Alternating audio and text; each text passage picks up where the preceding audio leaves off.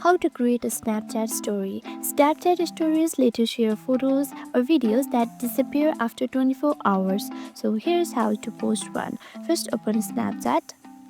Now you can take a photo or video from here by tapping on this camera icon right here.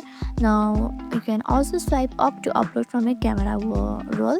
Swipe up and go to camera roll. Once you go on camera roll, tap the video or photo you want to add to your story. Once you choose your photo or videos, tap to send to. Once you tap on send to, you can see my story, friends only, and my story public right here.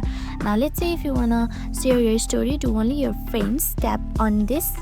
But if you wanna share your story to all the public, simply tap on my story public. Once you tap on it, tap on the send button right here.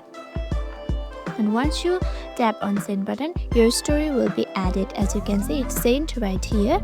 Now let's see your story. Let's go to your stories right here. Tap on it.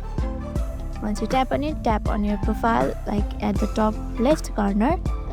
As you can see, your story has been posted right here. Tap on it and you can see your story. You can also see views, screenshots, or comments from here. And that's it.